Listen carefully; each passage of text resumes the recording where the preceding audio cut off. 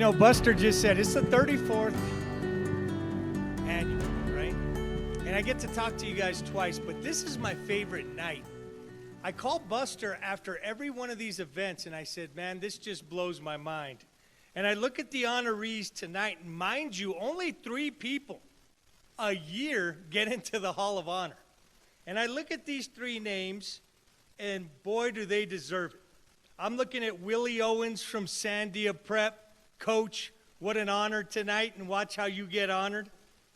Miles Waters, tonight, you get into the Hall of Honor. And Speedy Faith from Lovington, you get into the Hall of Honor, sir. Right now, I'd like to recognize all the past New Mexico High School Coaches Association Hall of Fame honor inductees. If you'll please rise and be noticed, please. Big round of applause, ladies and gentlemen. All New Mexico High School Coaches Association past presidents, please stand up.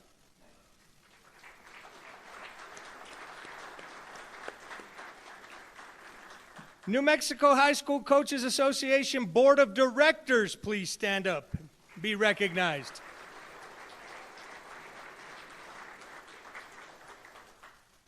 Now at this time, I'd like to welcome the New Mexico High School Coaches Association Board President. Please, ladies and gentlemen, welcome Gary Bradley. Gary.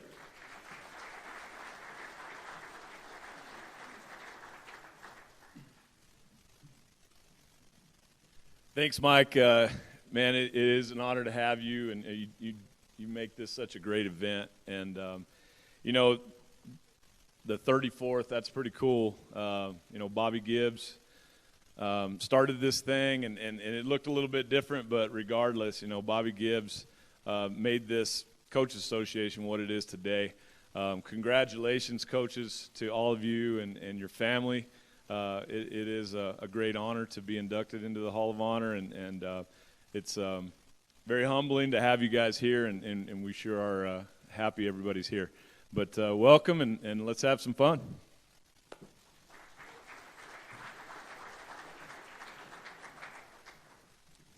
Ladies and gentlemen, I'd like to welcome our first speaker this evening. And, you know, a lot of you know him as Coach. He coached at the 2 most prestigious colleges here in the state of New Mexico, both at New Mexico State and at UNM. Has the name Doctor in front of his name, which is incredible, and he's the current athletic director at Eastern New Mexico. How about a big round of applause, ladies and gentlemen, for Dr. Paul Weir.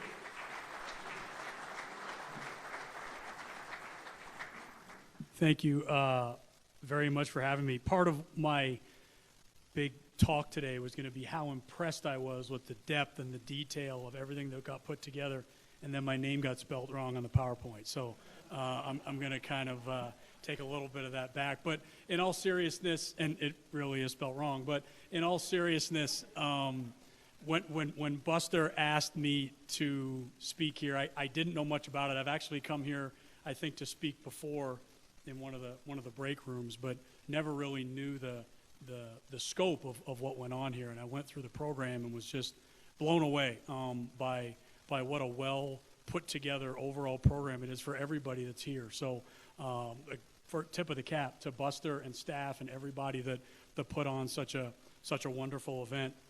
When he asked me, I mean, I'm humbled. I still am to be here right now, to be in front of what has always kind of been, idols is a very strong word, but people that I always look up to. You know, college coaches long time ago, the older ones, the Woodens, the Boeheims, you can go down the line, they were teachers. That's what college coaches used to be. They started out as high school teachers, gym teachers, worked their way on, became a college coach, didn't make very much money.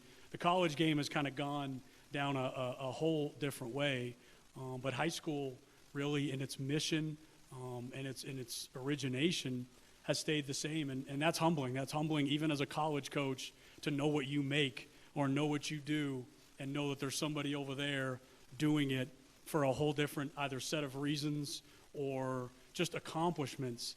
And, you know, you might look at college coaches, or maybe some do in a certain way, but I've always looked at high school coaches with incredible admiration, respect, and we'll always have that. So just for me and probably a lot of people that admire what so many high school coaches, administrators, and people in and around the programs do, I want to say thank you. I'm going to be as quick as I can. I know there's a lot of amazing things to get to tonight. I thought a lot over the past few days about what to talk about here tonight. I'm just going to talk about two things, some from personal experience, some from just getting a little bit older and understanding a little bit more about life. But the first one is just to coaches out there is being yourself. I think the way our world is moving so quickly right now, it's really easy to kind of get caught up in a variety of things. My last year coaching was during COVID, so, that's to give myself an excuse, a very easy thing to get caught up in. But really, what we want to do day in and day out is just be ourselves, be the best coach we can personally be, and, get rid of some of those things that we can't. And, if I look back on my own career and stretches I had success or didn't, I think just being able to focus and just being who you are is really important. It's hard right now. There's things you don't know if you can say or not anymore. You don't know if it's politically correct. You don't know who you're going to upset. You don't know who might turn you in. You don't know who's out to get you. It's hard, and it's hard to navigate that world as a coach. But the more you let that get to you, the more it cripples your ability to do what you're there to do in the first place, which is impact kids and grow and develop and make them better in life. So the one thing I would just want to impart on any coaches out there is just continuing to be yourself, whatever version of you that happens to be. It doesn't change because you watched a 30 for 30 on Bill Parcells and now you want to be different the next day. Just being who you are each and every day and being authentic to that. The other thing, and I'll just speak to this, it might resonate with some, it might not with others. I'm a basketball coach, but I love sports. And who I am and where I'm standing right now, I can honestly tell you had a lot to do with sports. And I don't say this from a perspective of self-interest, because even though I'm in sports, I want sports to do well. I genuinely feel like sports in general is kind of under attack in our society. It's become very political. I think we all know that the enrollment levels and the participation numbers are not where any of us want them to be. You can go to a local Albuquerque High basketball game, Lobo basketball game, whatever it happens to be. People are just not as invested in sports as they used to. And maybe some of that is good. Maybe people are more balanced and they're doing different things. But the one thing I can say, and I think all of us can share, is sports made us who we are. It's probably the best life learning tool that we have, especially to impart upon our kids. And I think it behooves all of us to understand that we need to fight for sports. We need to fight for it every single day, with our administrators, with our politicians, with people that are on the fence, that criticize. We have to defend it, and we have to keep it alive. My life lessons, I have a very strict old man, and I learned a lot from him, but I learned a heck of a lot more along the way from the teams and the coaches and the people that I was on. And that's just not as an adult. I was 8 years old. I grew up in Canada, and hockey up in Canada it's a pretty serious deal. My first coach got fired when I was 8 years old. We weren't doing very well. We were third or fourth, and the club fired him. And I'm 8 years old watching a grown man cry in the locker room that he's moving on, and life's about expectations and all these kinds of things. And I can't get that in a piano lesson. I can't get that in a math class. I can't get that in whatever other club my mom or dad wants to sign me up for. And now with the politicization of what we're doing in sports, you can't turn on a sporting event without injecting politics to it. It scares me. And I don't want to be morose tonight. I just want almost to be a calling of arms here to really protect athletics. It's beautiful. There's so many amazing lessons in there. There's so many cool things we can teach the young men and women of tomorrow that I'm sure all of you have learned along the way, and you take it with you going forward. You don't always get to pick your high school coach. Your parent might complain about it, your friends might complain about it, but you don't get to pick your boss in life either. You just have to kind of work with things. And sports has so many amazing lessons that I hope we can continue to teach. And I'd like to consider myself a little bit bigger than just a basketball coach. I've spent so much time thinking about this, studying this, researching this. We can't give up on athletics. Please, whatever school you go back to, club you go back to, community you go back to, fight for it. You have to fight for it every day, because there's people that will marginalize it, feel it's not as important as it should be, and if it isn't, none of us are standing here today. including me. I'm a very blessed person. Sports has given me way more than I can ever give back, but that's all I would like to try and do now. Picasso once had a quote, the purpose of life is to find your gift, and the meaning is to give it away. And all I would like to do now is to give it away, and all of us, if we can come together, protect sports, protect our kids, give them the same life lessons that allowed us to grow, is all I can really ask for. So thank you all for your time, and you guys have a great evening. Thank you.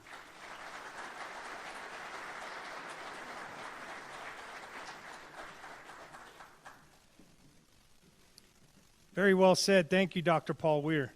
Now for the Distinguished Service Award, I'd like to bring up the Executive Director of the New Mexico High School Coaches Association, Buster Mabry. Buster, come on up.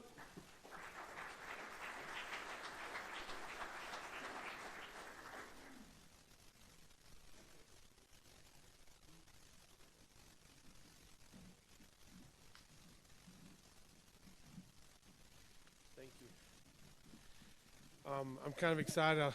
I'm appreciative to really talk about this individual, but before I do, I wanted to let Coach Weir know, as I get a little bit older, Coach Weir, I have learned that you never make a joke about someone if he gets the microphone next.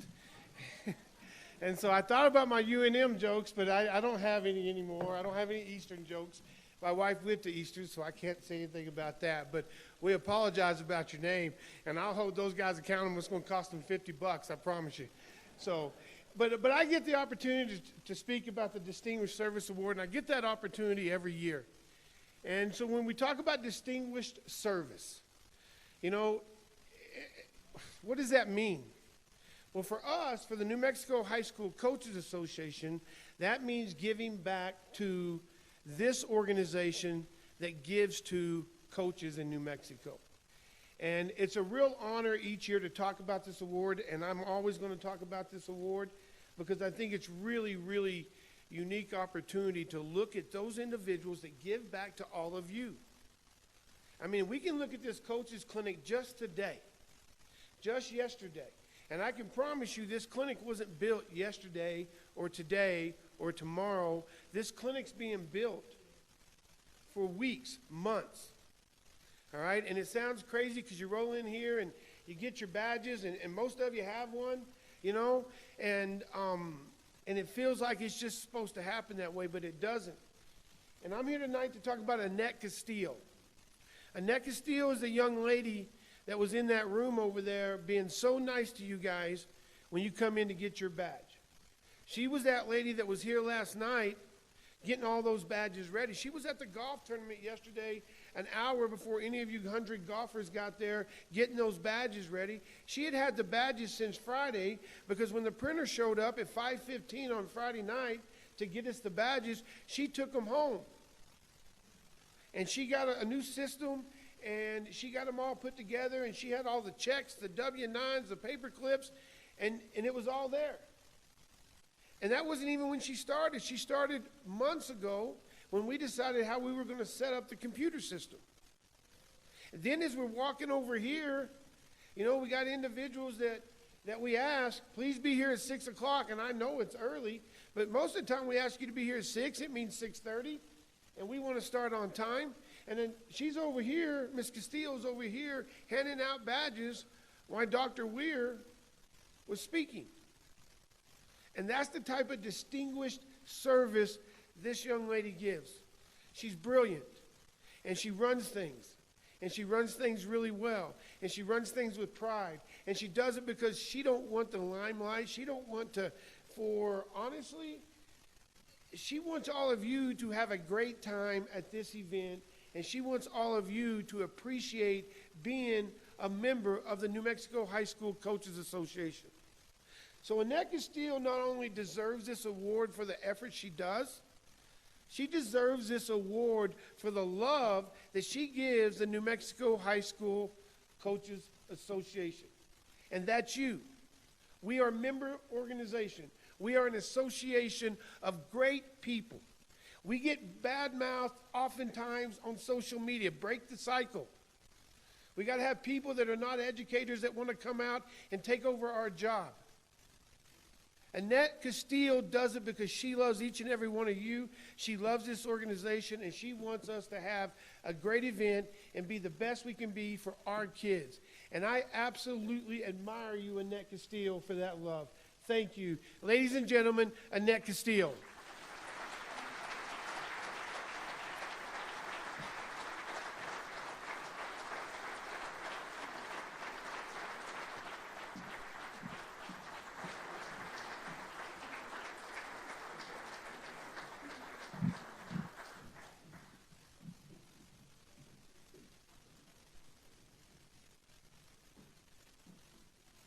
Congratulations once again.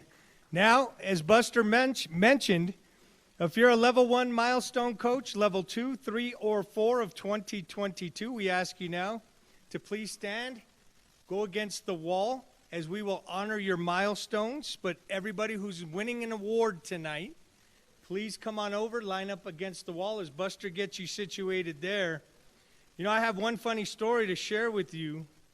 And it's about Speedy Faith. I might as well say it. So Speedy, I used to be at this hotel, I want to say it's around 07, 08. Could have been a little earlier. And Speedy's doing the Brian Urlacher football camp. And I meet Speedy right outside, and Speedy says, "Hey, you got a son?" I said, "I do, Speedy." I said, "How old do you have to be to go to camp?" He said, "Well, I think we start at 8. I said, "Well, my son's 6. Bring him. Just bring him." And then Speedy lined him up with Brian, and my son still has that picture. He's going to New Mexico State this year, and he still has that picture, Speedy. So I thank you for that moment of caring about kids. So I just wanted to share that about Speedy. Just a small little story of the little things you do, Speedy, that I'll always appreciate. Are you ready, Buster? Everybody good? All right, ladies and gentlemen, let's present the awards for the Milestone Coaches 2022.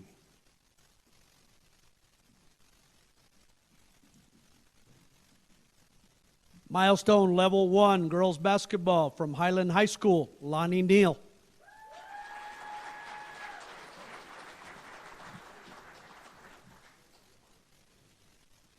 For Wrestling from Farmington High School, John Mason.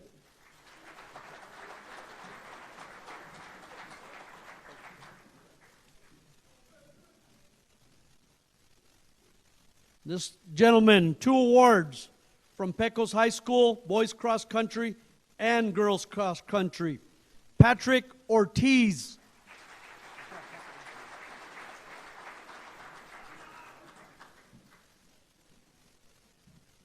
Girls basketball from Gallup High School, Todd McBroom.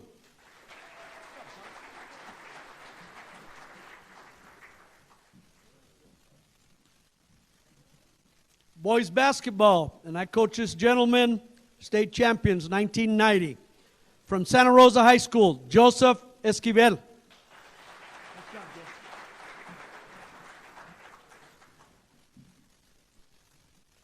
Boys basketball, Gallup High School, Josh Dunlap.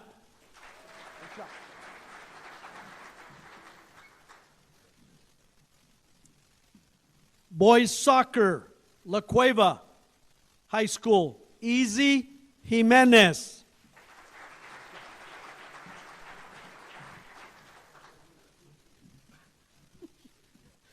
For football, from Farmington High School, Jeff Dalton.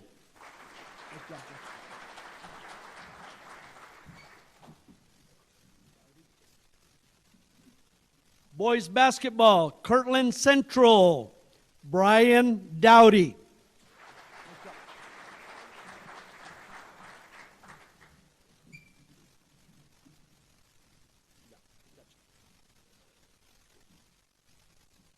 Moving on to level 2 milestone, 355 wins in golf. Hobbs High School, Victor Rotuno.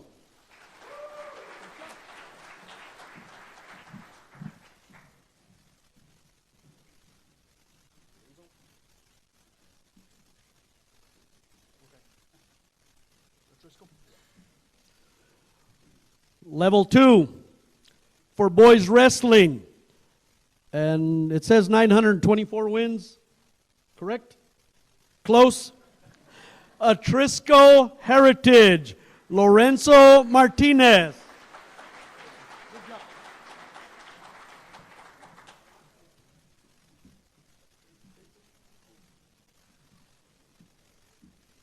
In boys track and field, 443 points. And in girls track and field, 501 points from Zuni High School, Christopher Carroll.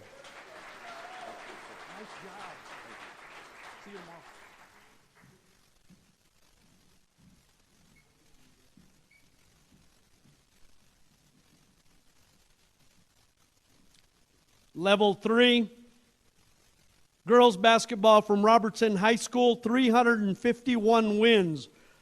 Jose Magic Medina.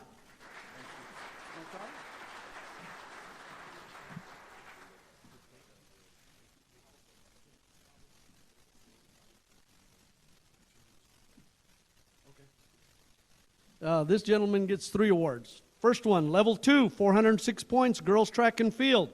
Logan High School, that's the last school he's been at. The next one is boys track and field, 674 points. And he's also got a level 4 coming in volleyball, Robert Young, Logan High School. Recently retired, by the way.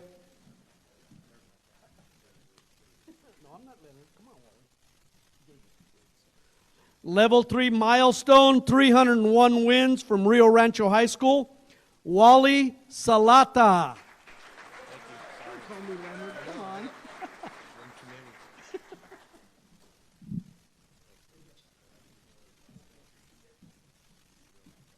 Level 4 cross country, Rio Rancho High School.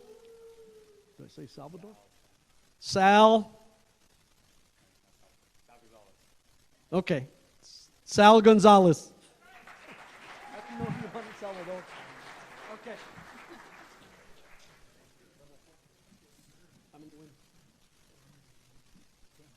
410 wins, level 4, Robertson High School. Mora High School, corrected? He was at Robertson at one time, but he's back in Mora, correct? Correct. He started in Mora also. Correct. Manuel Romero.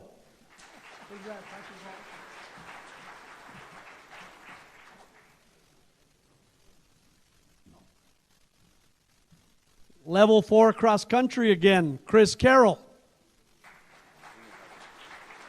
Sorry, Zuni High School.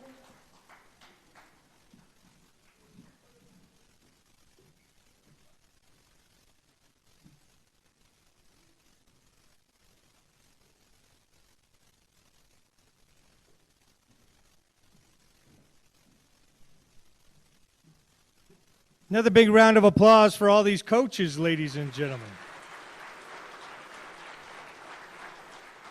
And now for the Ralph Boyer Coaching for Character Award, I'd like to bring up from Graphic Connection, the owner, Scott Cregan. Come on up.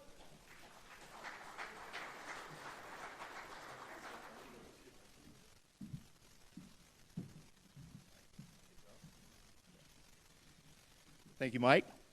Thank you for having me. About a week ago, Buster called me and said, would you be interested in presenting this award to Willie Owens? And I thought, I didn't even have to think about it. I said, of course I would. I came here in 1988 to play football at UNM, and Willie was like 15 years older than me when he was there. That's a joke. Anyway, played football with Willie, been friends with him a long time. He's one of my dear friends. I wanted to say to all you coaches, I got to coach, actually I saw Paul Hewitt here. Paul and I won the 8th grade girls championship at San Diego Prep a few years ago. But anyway, I've had the privilege to coach, some club baseball, some AAU basketball, and some of the kids that I've touched, I save all their text messages. And I had David Cormier. I kind of mentored him, who's up at Air Force, and about once a month they send you those text messages, which I keep, and I have 50 or 100 of them in my text message. So I know why you guys coach, and I wanted to thank you. I want to tell you a quick story about my son. 22 years ago, my son was born, and I think since I knew Paul from UNM, Hewitt, and Willie, they said, your son's coming to Sandia Prep. And so my son went there. These two guys mentored my son. He went to UNM, graduated from Anderson School, and literally 3 weeks ago, he got hired at Los Alamos National Lab. So I wanted to thank you, both of you guys, for being there for my son. Willie's been good to my son and thousands of kids throughout the years. I remember when his daughter was playing basketball at Prep, Willie would have games on the opposite end, and he made many sacrifices to coach my son and thousands of kids at Sandia Prep. He's a coach, an administrator, a teacher, and a mentor. He doesn't talk about all of his wins. He talks about the kids that he's made an impact on in his journey. I've known Willie for over 30 years. He's one of the greatest guys, one of my best friends. I don't have a lot of best friends, but Willie, you're one of my best friends. I appreciate you. And there's no one better to receive this award, even though he's a Chiefs fan. Willie, I'm proud to call you a friend, and I'm very proud of you. Thank you.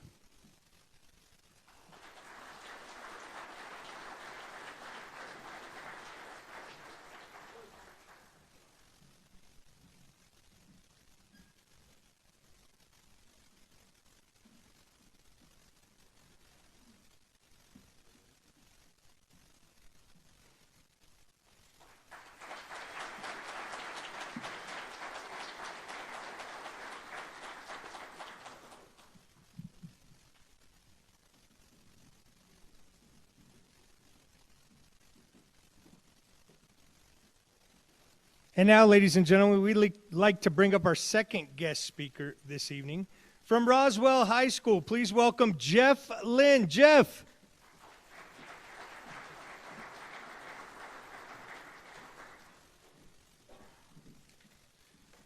Buster gave me 10 minutes, so I'm gonna get right to it. Every one of these clinics I've ever been to, I've heard the same thing. Kids need coaches now more than ever. Every clinic I've ever been to. And I think my dad told Gary Bradley this morning that he started coming to these clinics in 1971. Okay, so I was born in 1975, so I was probably here in 1976. I've been coming to these clinics for a long time. And every one of them, inevitably, one coach gets up there and he says the same thing. Kids need coaches now more than ever. And I come to you tonight, kids need coaches now more than ever. We see what's going on in our communities. Depression and anxiety through the roof. Well, what's the first thing a psychiatrist recommends for depression and anxiety? Physical activity. Get out in the sun and get some vitamin D. Gun violence. We had a 15-year-old freshman football player at Roswell who was killed this spring. He was shot 4 times at Cahoon Park. I spoke at his funeral. Kids need coaches now more than ever. We talk about drug use. Drug use is rampant.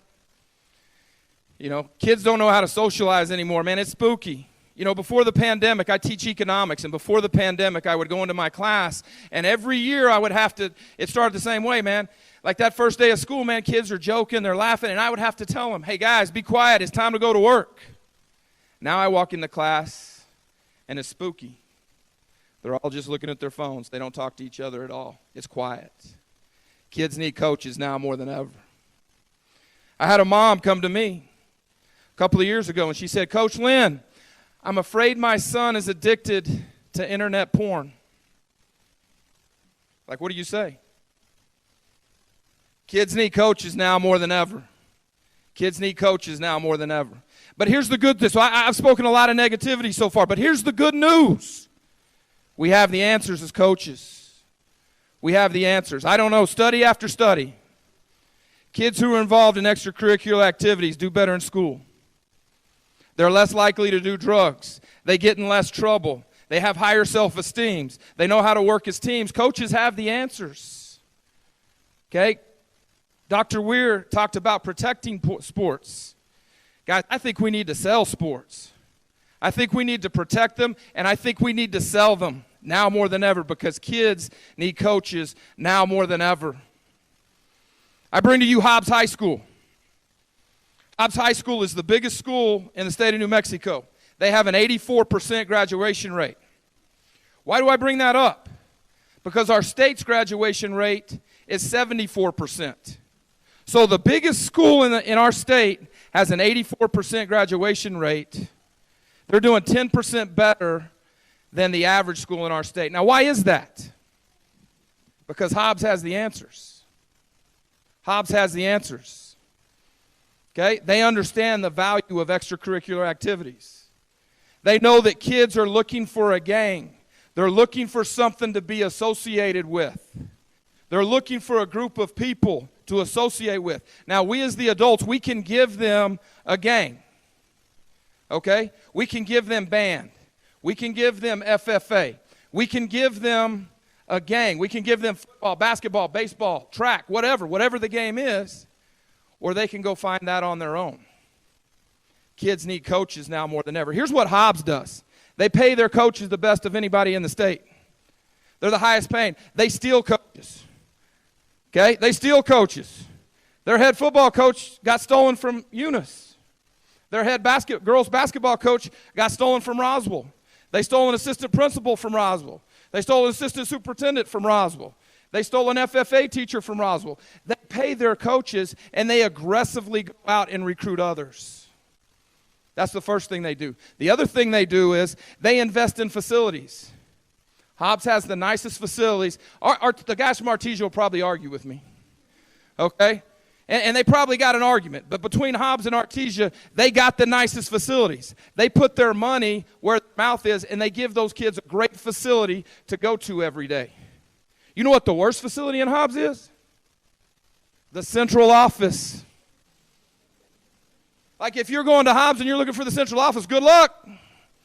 You're not going to be able to find it because they know that central office doesn't directly affect kids. And they know that kids need coaches now more than ever. And as a result of that, they have the highest graduation rate in the state. Guys, we got to sell sports. We got to be aggressive. And you say, well, Coach, what do we got to do? Okay, the first thing we have to do is we have to sell it. Like we have to get out there and we have to beat the drum. We have to tell our parents, our administration, anybody who will listen, the value of extracurricular activities. Kids do better in school. They're less likely to do drugs. You know, they have higher self-esteem. They're going to have less mental health issues. Everything that is positive about sports, we have to sell that. And we have to be aggressive. The second thing we have to do, as coaches, we have to work. The only class in that school, I hear administrators talk all the time, guys, we need you to teach bell to bell. Bell to bell. Well, I'm telling you right now, if you got an athletic period, you need to be teaching at bell to bell. That should be the best class in that school. Teach from bell to bell. We got to work. Third thing we have to do is we have to enhance the academic culture of that school. We have to support the academic mission. Guys, we got to do grade checks. We got to hold people accountable for their grades. When that teacher calls you and tells you that freshman is jacking around in her English class, you have to take care of it. But I guarantee you it's not getting taken care of at home. We have to enhance the academic mission. We have to sell, we have to work, and we have to enhance the academic mission. And the last thing I want to say, okay? I don't know what I did with my phone. Is my phone over there? Hold on, let me get my phone because I got to read you this. This is good stuff. My wife would be laughing right now because I can never find my phone.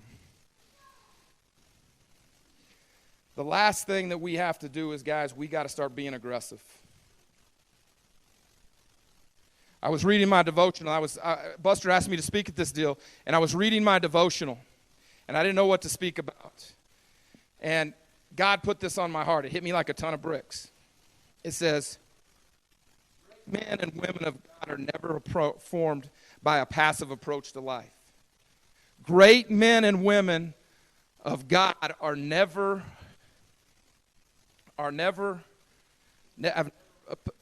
had a passive approach to life.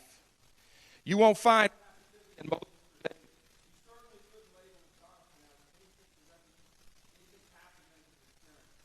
in his spirit. Contemporaries, same caliber of heart. These men changed the world, and their story is still shaping our story today. That's how world changers do it, is they're aggressive. Coaches. Kids need coaches now more than ever. And guys, we got to start being aggressive. We got to start being aggressive. I look around this room, man, and there's some aggressive people in here. I point to Fern Spencer. Fern, stand up. I'm not embarrassing you, but I point to Fern Spencer, Hall of Fame coach in our state. That's the most aggressive woman when it comes to the kids on the reservation that I've ever seen. I admire Fern Spencer. She's aggressive. She's going to do what's best for those kids on that reservation. What Fern Spencer needs is she needs 10 more Fern Spencers coming alongside her preaching the message. Thanks, Fern. Like, I couldn't be any different than Fern Spencer. Fern she's on our board, and she sits in a room full of men. And I'm telling you what, she keeps us in line. She's aggressive. We need more Fern Spencers. We need more Fern Spencers. Kids need coaches now more than ever. Guys, we got to start pounding the table. We got to pound the table for better coaches' pay. We got to pound the table for better facilities. We need to be questioning, why are you building that facility? Is that helping kids? We got to be pounding the table for better facilities, better pay. We got to be pounding the table for, if we think something is great for a kid, it's going to be good for our kids, we got to pound the table and we got to stand up. Because kids need coaches now more than ever. In conclusion, I just want to say thank you. I want to say thank you to Coach Waters, Coach Faith, Coach Owens, all the award winners today, man. We're standing on the backs of greatness. Guys, and I would encourage everybody in this room to walk up and shake these men's hands. Because they've created, you know, Buster talked about creating an organization. It's not created overnight. These guys created this organization and the other Hall of Fame honorees.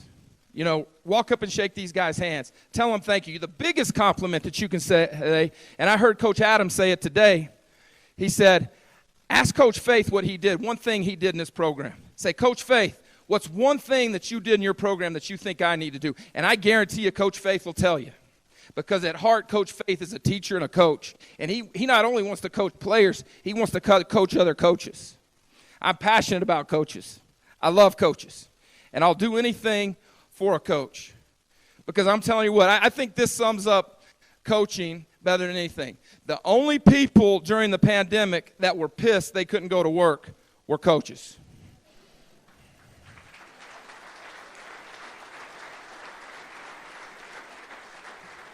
And I'm going to tell you right now, that's an organization I want to be a part of.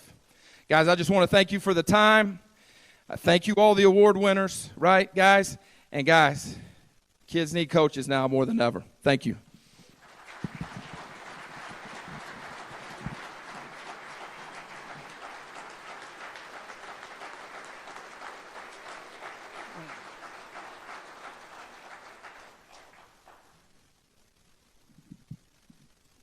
Unbelievable.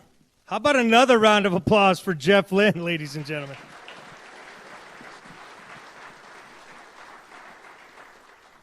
Now we'd like to recognize the 2022 state champions, the New Mexico High School Coaches Association Coaches of the Year, Assistant Coaches of the Year, and Athletic Directors of the Year. So if you won this award, please line up to the left. Buster's right over here on the wall.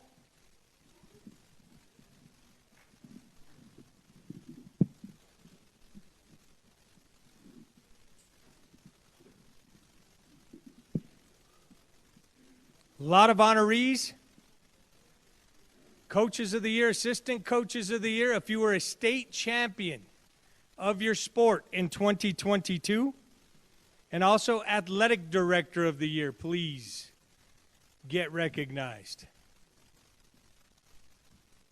I want to say one more time, Jeff Lynn, that was powerful.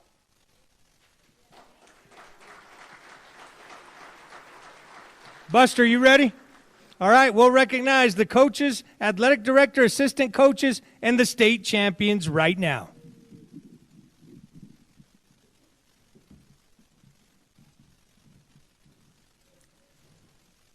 State champion 3A boys cross country from Zuni, Chris Carroll.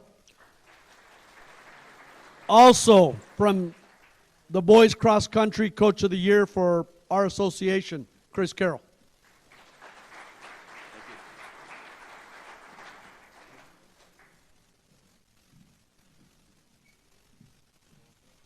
State champion in volleyball, Class 4A from Artesia, Alan Williams.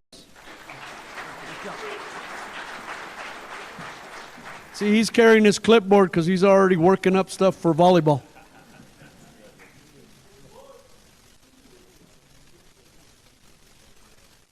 Girls basketball, he brought it back to Clayton, what Miles started.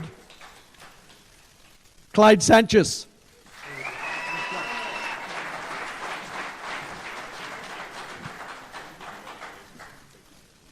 "4A boys wrestling from Aztec. How many times?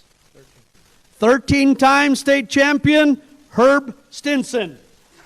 Thank you, sir.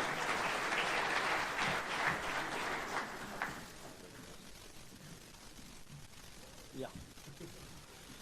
From Volcano Vista, girls wrestling, coach of the year, Aaron Griego.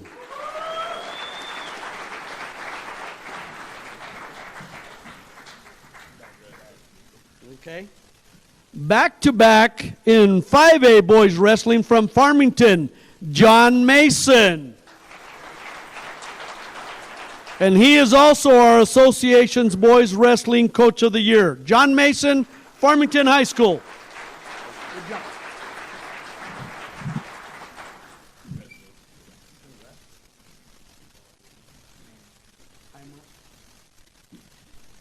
5A girls tennis, La Cueva, Amy Heimrel. She's also the coach of the year for our association. Congratulations. And she's got a tennis player coming. How many times? 5? From Volcano Vista, undefeated 5A girls basketball for the 5th time, Lisa Virreal.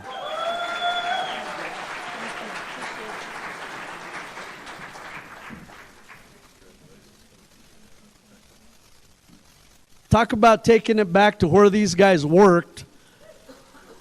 4A football from Lovington, the state champion, Anthony Gonzalez.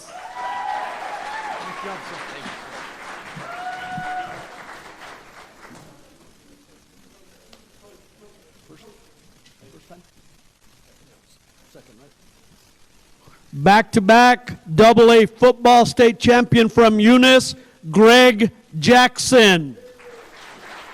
You want to take that, Ruby?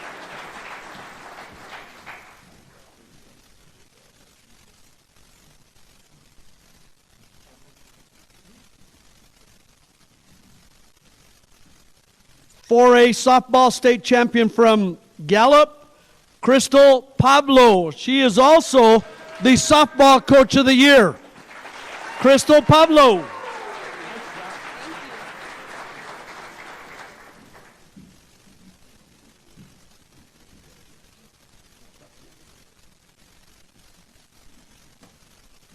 State champion in 4A cross country and also state champion in boys track and field from Los Alamos, Steven Montoya. He is also the boys track and field coach of the year.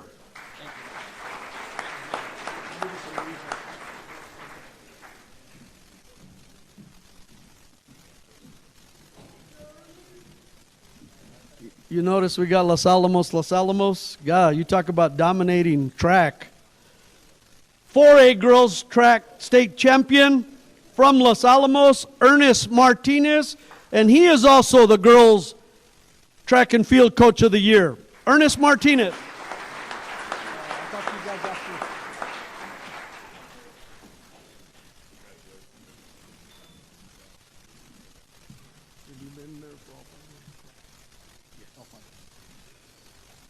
You know, when you go undefeated, it takes a lot, and this is a great award for the assistant coach of the year for Volcano Vista. Girls basketball, undefeated, Ross Virreal, assistant coach of the year.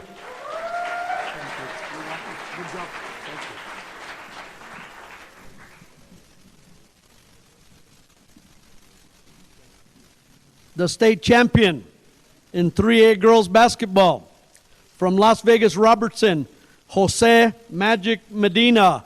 And he is also the coach of the year for girls basketball.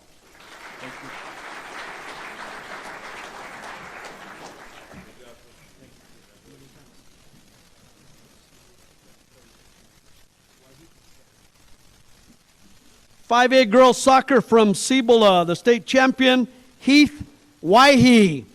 He is also the girls soccer coach, coach of the year for girls soccer.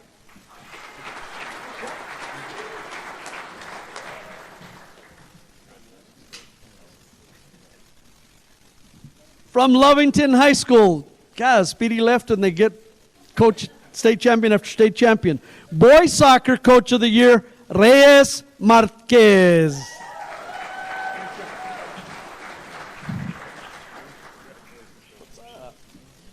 "5A state champion from Las Lunas High School in football, Greg Hennington.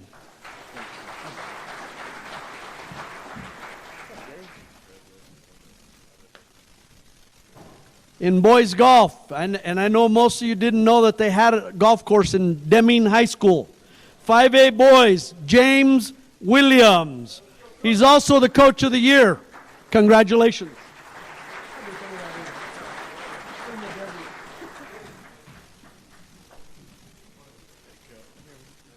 3A girls cross country state champion from Cottonwood Classical, Shay Todero.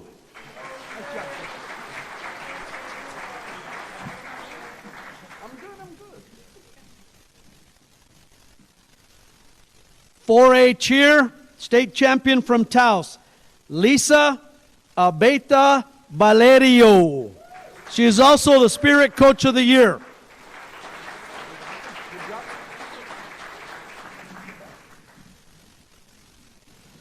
Single A, double A, boys cross country state champion from Pecos, Patrick Ortiz.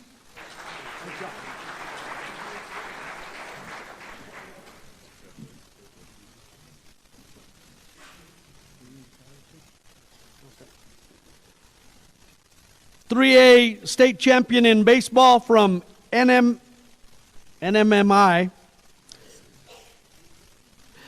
Charlie Ward. He was also the baseball coach of the year, and what a way to go out. He retired with a state championship.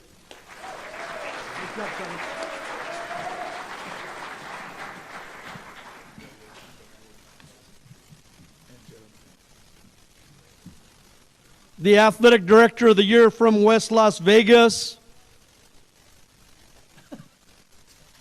Richard, I was going to call him Rick Tripp because that's what everybody knows him as, and Jeremiah. Congratulations. I was going to say Lincoln at that stuff. Well, you could have said Gary. No.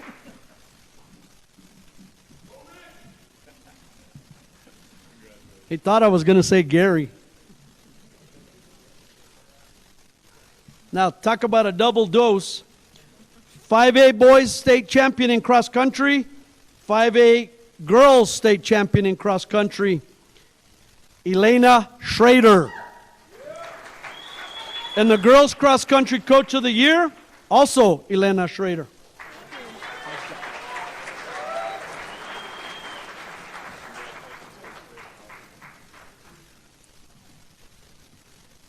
State champion, single A boys basketball from Magdalena, Jory Mirabal. He's also the coach of the year in boys basketball. Congratulations, Jory.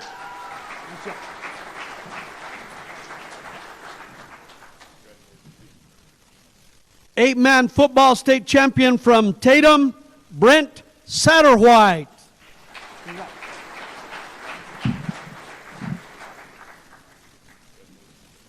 And the state champion in 4A girls basketball from Kirtland Central, Devin Manning.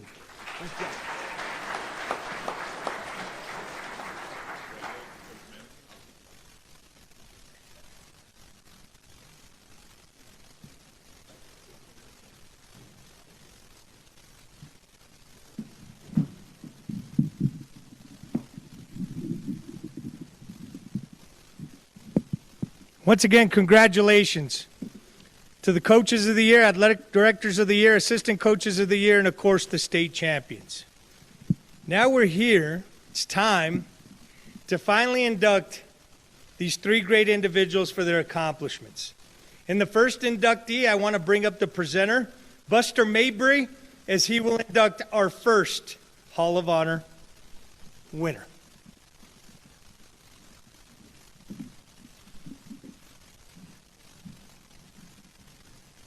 Willie Owens. Willie Owens. I'm kind of surprised to be up here. I was calling Willie and talking to Willie, and we go through these things, bios and photos and names and things of that nature, and you know, I honestly haven't known Willie Owens for a really long time. I haven't known him for 20 years. I haven't known him really 15 years. I took this job 15 years now. I've known of Willie Owens. We've all known of Willie Owens. We know about his escapades on the court. We know about his success. We've seen him in, 6 state semifinal games at the pit. We know about the classic ball games with Hope Christian and St. Michael's and Jim Murphy and Ron Geyer. We know that Willie Owens. I've always known that Willie Owens. But I really didn't know Willie Owens till about 7, 8 years ago, 9 years ago when he came on our board. And I really didn't know that Willie Owens until he became the incoming president. And those in the Coaches Association that become the incoming president or the outgoing president, they find out that we're going to talk once a week. And the phone calls aren't going to start, they're not going to stop. All right, Willie? Okay, we're going to talk. I started to get to know Willie Owens. And man almighty, when he asked me, I said, Willie, who's going to speak for you? I thought it'd be you or you, one of the kids. I mean, we got Christy and Josh Faith coming up here in a little bit. And last couple of years, Fort Sumner, Miss McMath had her kids. And I thought that was what Willie was going to tell me. And Willie says, well, I'd like for you to do it. I'm like, me? Hell, Willie, I don't even know if you like me, He only answers about every third phone call, and one time he's going to let me take over that basketball tournament, and he turned me down at the end, I didn't know, but man, was I honored, Willie. It is truly my honor to be up here, and I'm going to tell you why. Because Willie Owens become a mentor to me. Willie Owens is so much of the things that I was not, that I strive to be. He calmed me down. I'll get fired up, I'm just going to say it. Sally Marcus fires me up. We had this accounting lady that was working for us, and she'd fire me up, and I'd call Willie, and I was hell-bent for election, and Willie would listen and pause, and really say, it's okay, calm down. And that happened over a period of time to a point to where I started calming down before I called because, hell, he didn't want to hear it, But now I think about it.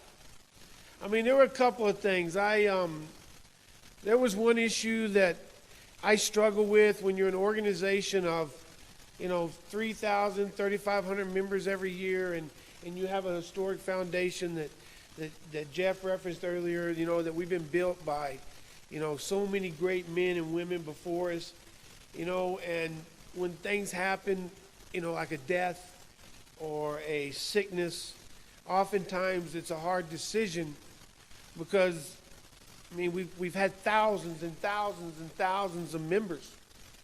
And so it happens frequently, and you got to make those decisions. And I've struggled with those decisions about when and where and who. And Willie, one time, he was listening to me, and we were talking about it, and he's like, let's make some really, really nice cards. And let's make them very professional, and you just write a note on those cards. And as simple as that was, it solved the problem. And it was really a great idea, and that's something that we've moved forward. That was a result of Willie, but it was good thinking.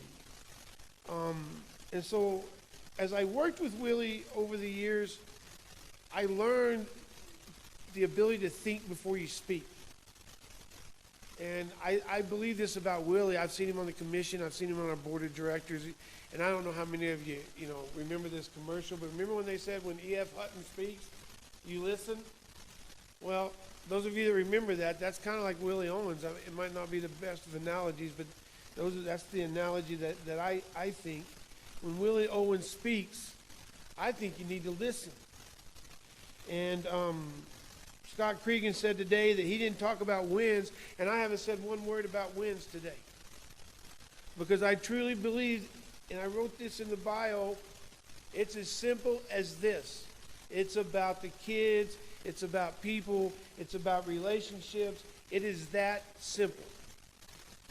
And Willie Owens has his wins. I mean, he does. And honestly, he played in the district, as I said, with Hope Christian and Coach Murphy, and they don't recruit, but then they do, Right, Coach? Come on, Coach, it's okay. You're going in the Hall of Honor. Just say it.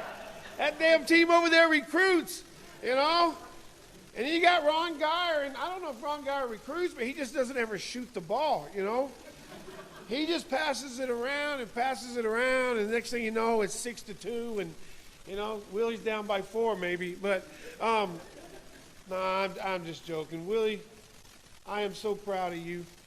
I'm so proud of the opportunity to present you to this crowd. And I'm also proud to say he's the first African-American person to be inducted in the New Mexico High School Coaches Hall of Fame.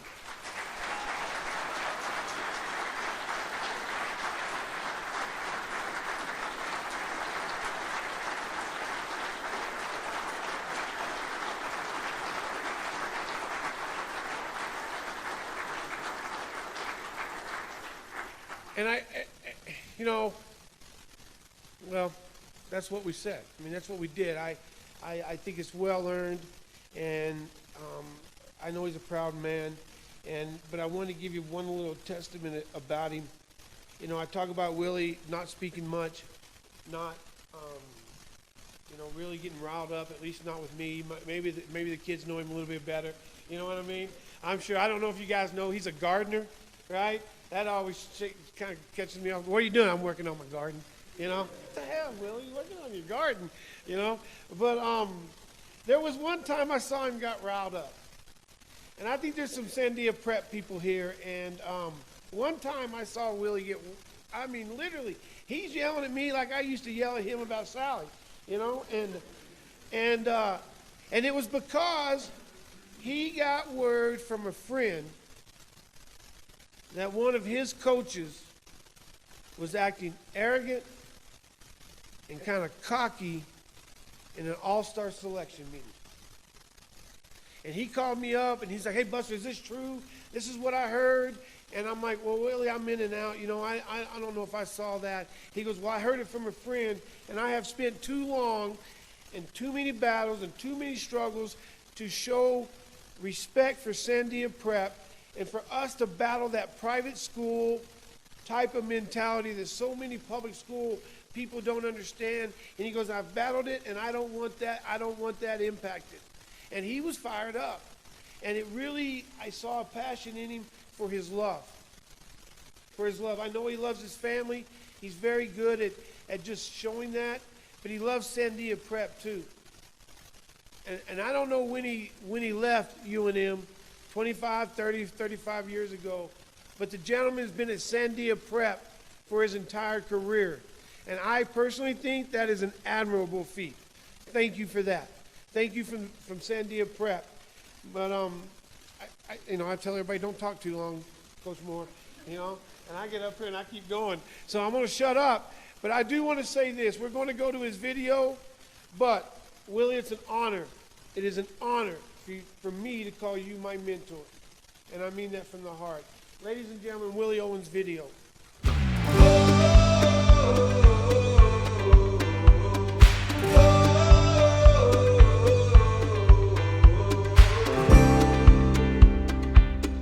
Sandia Prep wasn't Sandia Prep. You know what I mean? I mean, he worked. Now we know Sandia Prep. You know what I mean? And so when you hear the name Sandia Prep in basketball, you hear Willie. I had a high school coach. His name was Doug Bolden. Living in low-income housing and living on government assistance and food stamps, you have to make ends meet. And I was one of those kids that got in trouble, and I had a coach that pulled me aside and was able to mentor me, was able to bring me to his house on Sundays and feed me. You know, myself and a bunch of my teammates. And what he did is he laid the foundation for us that there are better things out there. He made something out of himself. You know, he worked his way up. He went to college to play college ball, and he could have done anything else, but he disciplined himself. So he wants the same thing for kids, and so he knows each kid has something they can give to the program, and so he preaches that and he lives it. You know, he shows it to them. He leads by example. I believe in success through failure, though, because you learn more about yourself when you fail than you do when you win all the time. We were always one of the top, at that time, either AA or 3A teams in the state. You know, I've had the opportunity to coach in 2 state championship games, and we ended up on the wrong end of that.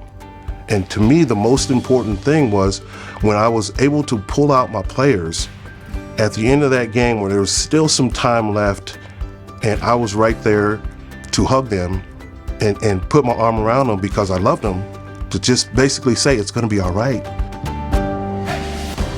It's not the X's and O's.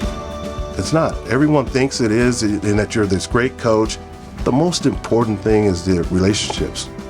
The relationships with your kids, your coaches, your family. Oh, I think it was have fun with the kids, be tough when it needed to be done. I play for any coach that treats me that way. You know what I mean? And so I think that it's just the way he treats people, which the kids will respect, and they give him the same back. So the rest is easy. The rest is just the details. Because anybody can come and teach you X's and O's. But what he does is build that relationship, that bond that takes them to the next level. I had to grow into that because, you know, hard work is hard work. Everybody works hard. I think that the most important thing is when kids work hard and they're not successful, you still have to be able to pick them up and say, it's okay, you brush yourself off and you still got to go back to work because this is part of life. And I think that becomes a life lesson for the kids that yes, you will have success. Yes, you will have failure, but it's how you get up and you maintain that. As a man, as a woman, it's as a person, how do you get up and brush yourself off and continue to work?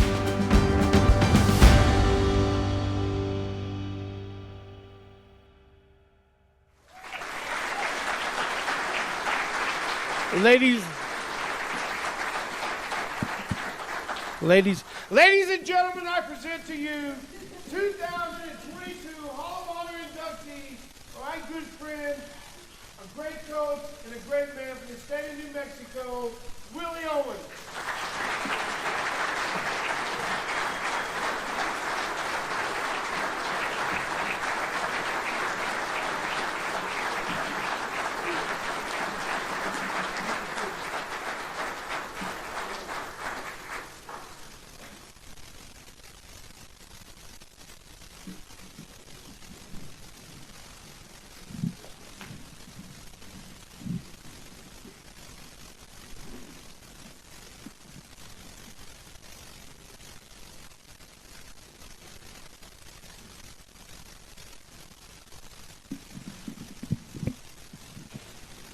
I'll tell you, this is always the best part of the night, inducting and listening to the stories.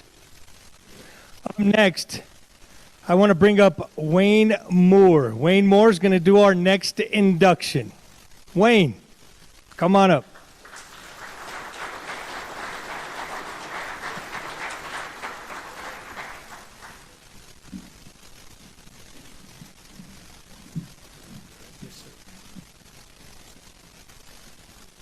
As soon as Miles and I get through here, we're going to go to work on the process of gas. We're going to work hard on that.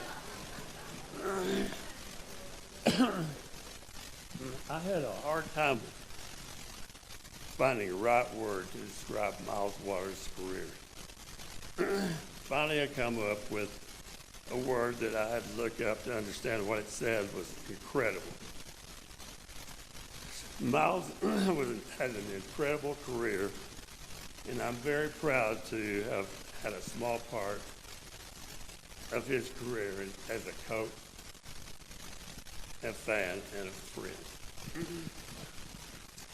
Those who really know Miles know that he is a very modest person, and he'll rarely give himself the credit he deserves for his successes. Early in my 38-year coaching career, I became the boys basketball coach at Clayton High School, where I coached Miles through his high school career, which was quite a pleasure, I'll tell you that. He was an outstanding athlete, and he performed at a high level in football, basketball, and he was a great leader. Miles was a leader by example, not by a rah-rah leader. He wasn't the kind of guy that stands up and toots his own horn and tries to motivate by loud voice and stuff. He was very quiet. He worked hard every day, and he never complained. And that can be a coach's best friend. If you ever had the opportunity to see his teams play, you had to appreciate how hard they played, how they maintained their intensity from year to year, from game to game. It's unbelievable some of the records he has set. After Miles coached, after he finished his high school career, he was a decorated basketball player at Lubbock Christian University, where he received the honor of being the athlete of the year his senior year. Miles has been inducted into the Lubbock Christian University Hall of Honors.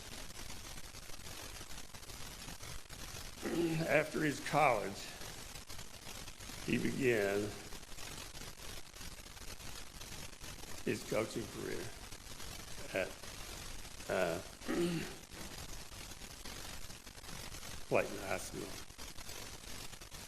No, Miles became the Lubbock Christian women's coach while I was coaching at Eastern New Mexico Women.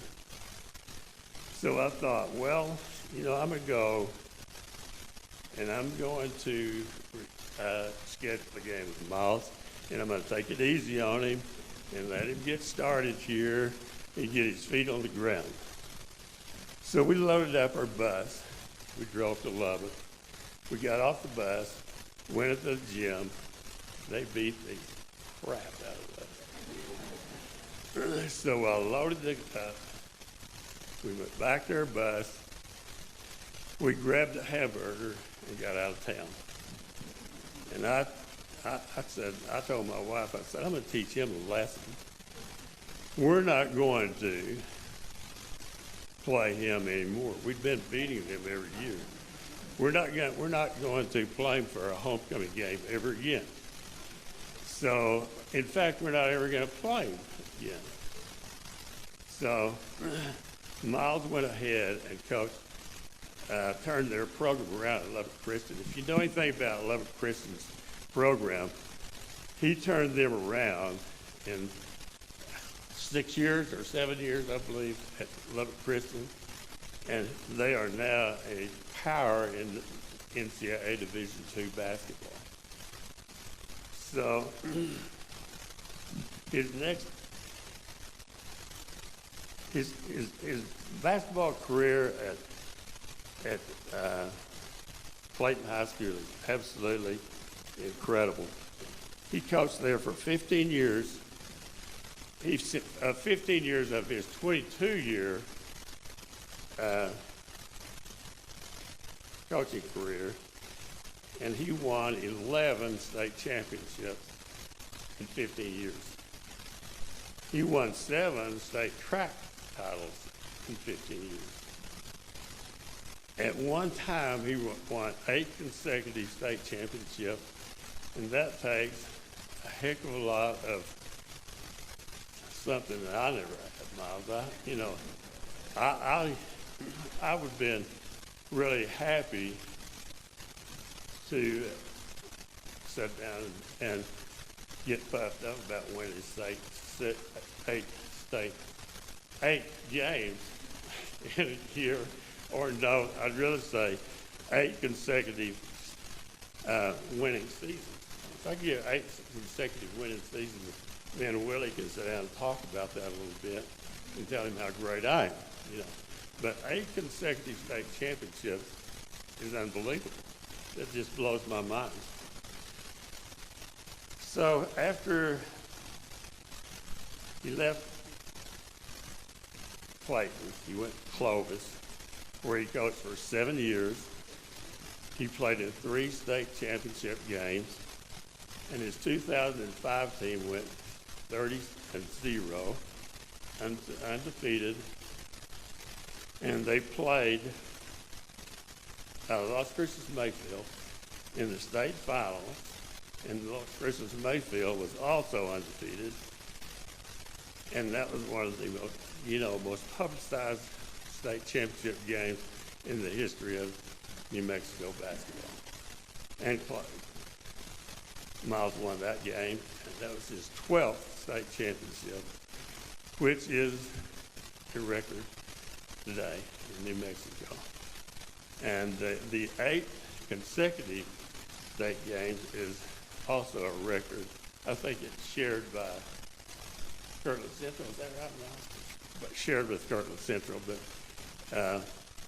at one time, I think that was a national high school record for a while. I'm not sure about today. But I'm going to just read. If I don't read it, I get lost. I'm going to read his, where'd you do it? Page 5, there we go. I got it.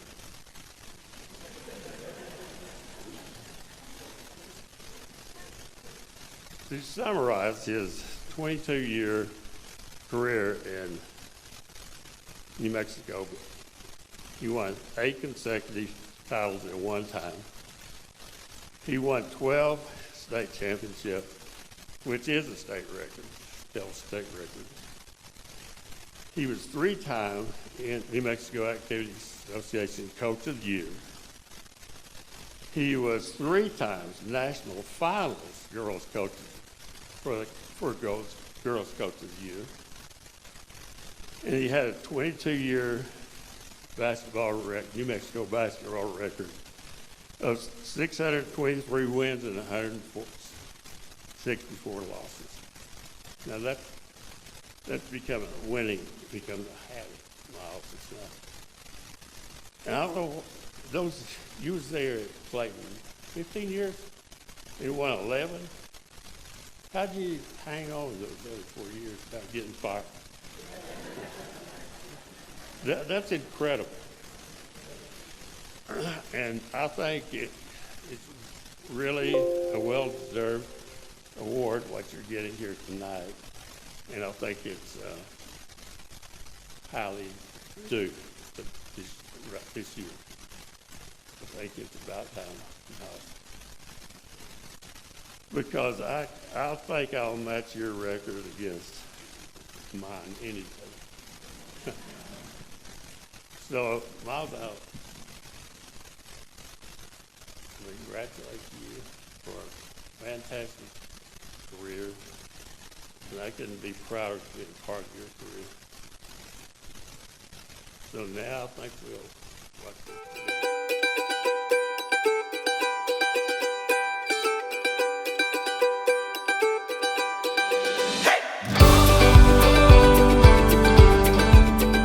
Every girl that ever played for Coach Waters had a state championship in something, track, basketball, or both.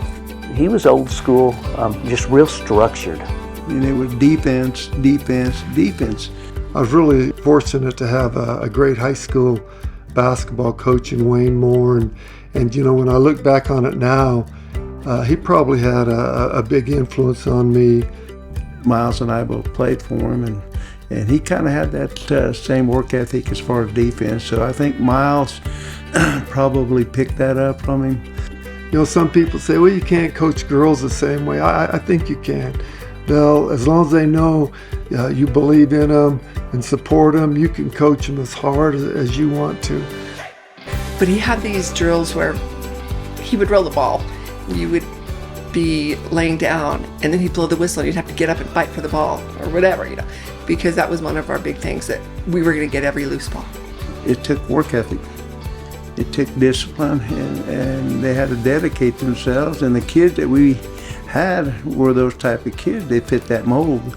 I remember my dad, he was the principal at the time when I was in high school, saying, you know, that by the time I was a senior, we were already ahead by 10 points by the time we walked in the gym, because that's how intimidating it was to have to play the Clayton Yellow Jackets. We just had an unbelievable run. And we won 11 state championships in 15 years, and also part of 7 state championships in track. Now, he was always working hard and learning to get better, going to clinics and talking to people, and he never allowed himself to get complacent. Finished up with 7 years, I think, in Clovis. The 2005 team, we went undefeated. We went 30-0 that year, and all in all, I've been involved in 12 state championships, which, you know, has put me on the top in New Mexico's for coaching career, and second place overall wins, and I guess since we won those 8 consecutive state titles, puts me on top with that. But really, you don't get to see your ultimate success till 10, 15 years down the line, when you say, hey, these kids were successful. They had a great career. Well, when we had our 25th reunion of winning state, I think it was the 1983 one, just looking at the girls that were on the team and even the managers, every single girl on that team had a degree or was a registered nurse or nursing. We even had a doctor. He was just an amazing coach, and he was fun to play for, and I feel very honored to have played for Coach Waters. I want to thank him for being my mentor, and more importantly, for being my friend. So I'm honored to have worked with him, you know, beside him, for him, and, you know, and I'm honored and privileged now to consider him one of my best friends. It takes a lot of things. I've been blessed with having outstanding assistant coaches. They're knowledgeable, they're loyal, so it's never a one-man show. It takes a whole community. I say it's not a one-pony show. It takes a whole wagon train to bring it in, and that's what we did.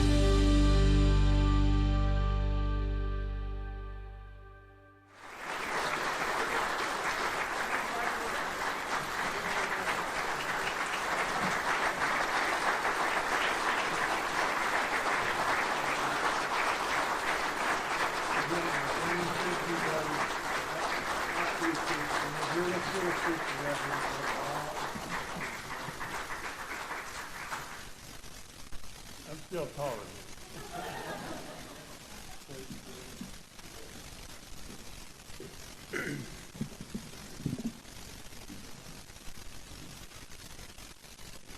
What a great story. A lot of blue trophies in Clayton and Clovis. So the first 2 inductees are in, Willie Owens and Miles Waters. Now I'd like to bring up Christy Arriola and Josh Faith for our next inductee.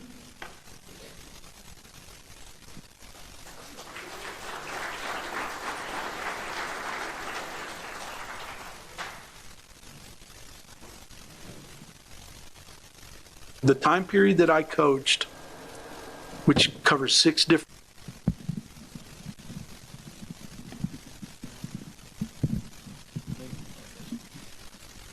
First of all, congratulations, Coach Owens, Coach Waters. It's an honor to be able to share a stage with you tonight. Man, legends here. So I remember, I think it was in 2004, we were sitting at Main Street Cafe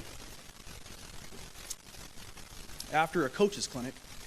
And that year, Coach O.G. Lynn was inducted to the Hall of Honor. My dad was talking about how special it was, and he said, Jeff did his introduction speech. I said, man, that's pretty cool, Dad. I said, well, maybe we can get you in there one day. He said, yeah, but you're not going to do the induction speech. I'll have your sister do it. Well, here we are. So, just funny how things change. There was once a study of a group of men, and they were asked to name 2 of the most influential males in their lives, whether good or bad, who had impacted their lives the most. At the end of the study, the vast majority of these men placed their father as the most influential man in their lives, some for positive reasons, some for negative. The other most influential man in their life was a coach.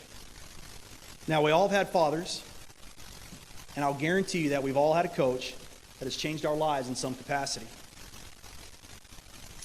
But very few have had both roles filled by the same person. And I'm lucky to say that I have. Tonight we honor a man who's given 40 plus years to the betterment of student athletes, athletics, the sport of football, and this coaches association. A man who, in my opinion, is a giant in New Mexico coaching. Not just because of the wins, but because of the way he did it. Lovington has always been a special place to play and coach. It's blue collar, it's hard working, it's tough. Something straight out of Friday Night Lights. And one of the reasons is because of my dad, our dad, Speedy Faith. He is, and always will be, the epitome of a Lovington Wildcat. And he helped set the standard for football in our state. When I think of my dad's legacy, I think of 3 words. The first is transformational. Coach Faith's goal was to always take boys and turn them into young men. In southeastern New Mexico, the oil field used to be the major avenue to creating tough, hardworking men. But Coach Faith used the football field to instill those same qualities in us. He took boys and he turned them into young men through hard work, dedication, and commitment. The next word is motivator. Whether it was through a song, a movie, a history lesson, or Wildcat tradition, my dad was a master motivator. He made you want to play a little harder and play just a little bit longer. In the air tonight, Captain Eddie Rickenbacker, the Albatross, Gary Severe, Jerry Dodd. The stories go on and on, but his way of motivating was unmatched. Last, the word humility. Despite the wins, the championships, the great players, my dad stayed humble from the spotlight, always giving credit to first his God, next his family, then his players and fellow coaches. Coaching is an ego business. But my dad always took the blame for a loss and always gave credit to the players and assistants after a win. He just wanted us to play as hard as we could, playing for the man next to us and the Wildcats who came before us. At this time, I would like to introduce my sister, Christy Areola, as she gives a snapshot about the man that we call Dad, Speedy Faith.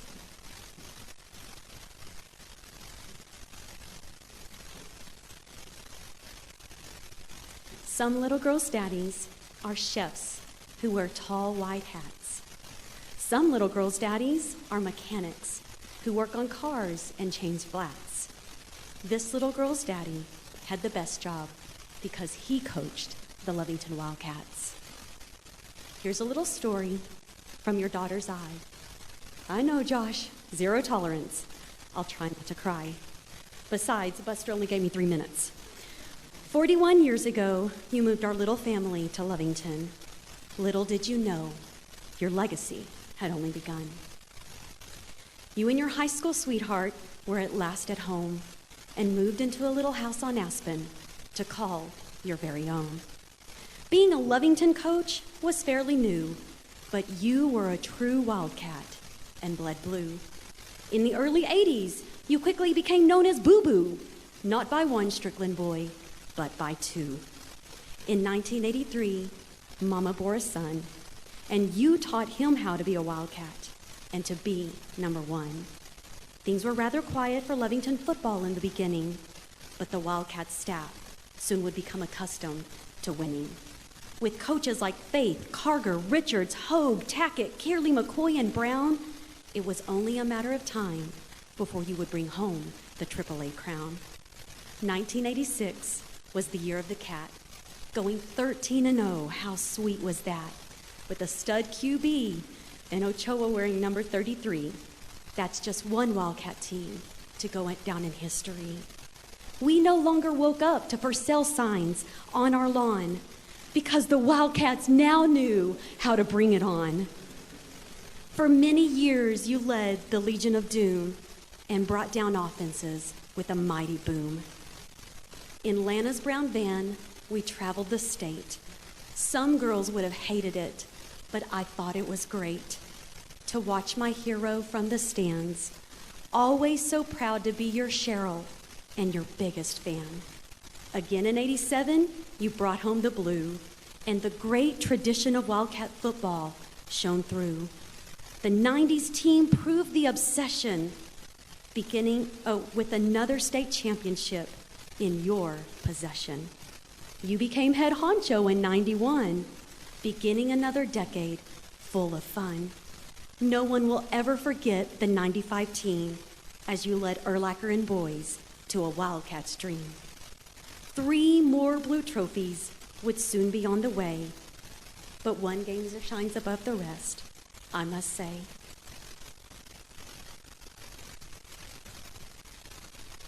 With grandmas on one side and mom on the other, watching you win the 2000 state game, coaching my little brother. So many memories of football flood my head, but the greatest of all were the post-game prayers that you led. Always keeping God at the center of the game, you gave him the glory and stayed humble from the fame. I get goosebumps thinking about all the boys who strapped that cat's helmet across their chin, knowing that once they stepped out on the field, they would soon return as men. Thank you, Daddy, for this life and giving Coach Ariel a job so that I would one day become his wife. Now the legacy continues on with your Bucky, Bronxinator, Jackson, and Baby Dean to carry on the tradition of a champion family. Although some things have changed, I know one will always remain the same. Faith, family, and football will always be the motto of your game. Please direct your attention to the screen for a video about our dad, Coach J.T. Speedy Faith.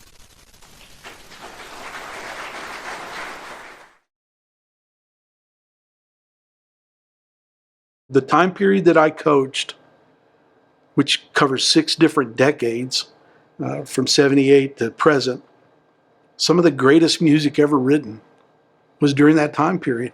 And I love to be able to take a song that I knew kids heard and build a story around it. One of the great songs of all time is In the Air Tonight, Phil Collins song.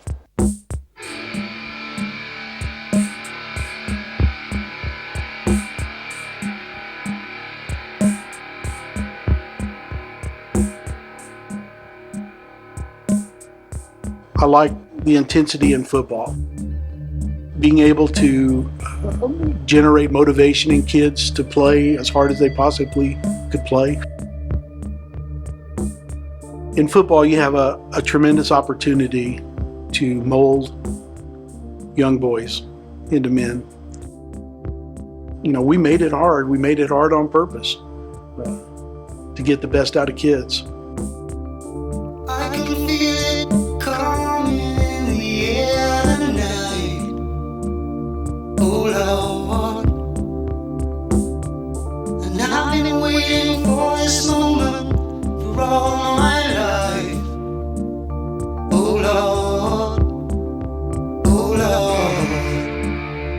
My dad is a unbelievable motivator, and he can take a team and give them a goal and get everybody to buy into that same goal. And that goal was winning a state championship for Lovington. And you played for Lovington. I mean, just look at what we, I'm gonna say we, because I'm a Lovington Wildcat, what we did in Lovington when he was our head coach, not only when I was there, but when I left. Shoot, them won, I think 3 or 4 in a row there for a while. They were really good. First state championship as a head coach was in '95. And that was Urlacher's senior year. Coach Henderson, good friend of mine, when we were playing the district game, he said, we will not let Urlacher beat us. Well, Urlacher beat him, and along with the rest of the team, but he had a good game. Proud of him. I think he deserves this. He's done a great job. You know, he's affected a lot of young men's lives in a positive way. You know, whether they go on to coach or play or work, whatever it is, he's affected a lot of young men in a very positive way. And I'm not sure how many high school coaches can say that, but everyone he's come in contact with has been a positive contact. I think it's a great thing. My dad as a coach, let me just tell you, he was my hero, he is my hero, and he will forever be. And he wanted to be the very best Wildcat he could possibly be. But not only that, he wanted others to be the very best Wildcat they could be. My dad's legacy is he's a Wildcat.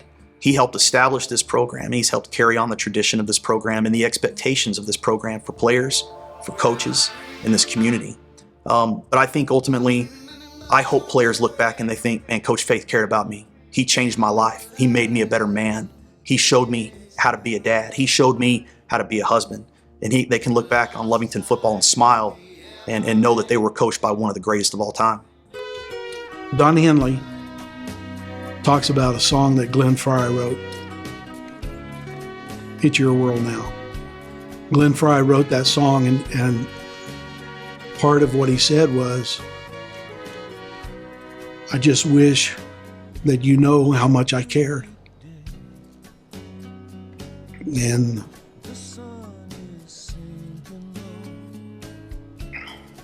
I would like to be recognized for a man that cared.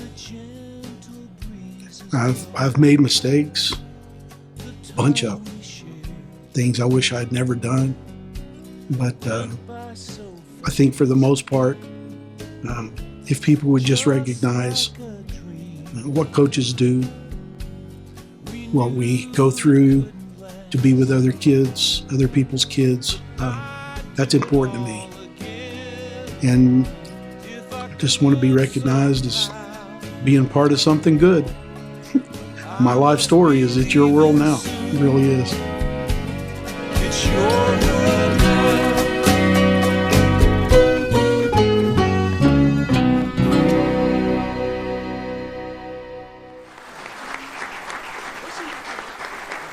Ladies and gentlemen, it is my distinct honor to induct into the New Mexico High School Coaches Hall of Honor as a part of the class of 2022, Coach JT Speedy Faith.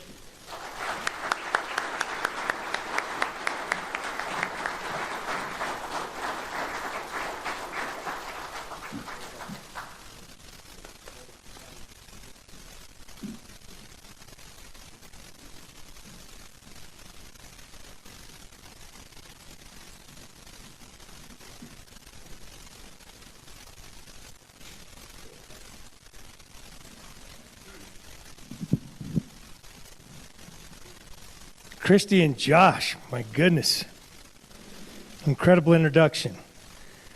Ladies and gentlemen, Willie Owens, Miles Waters, Speedy Faith are now in the Hall of Honor. Congratulations, gentlemen. What a tremendous honor for allowing me to host tonight's activities. That concludes tonight's activities. Make sure you check your itineraries for tomorrow's schedule.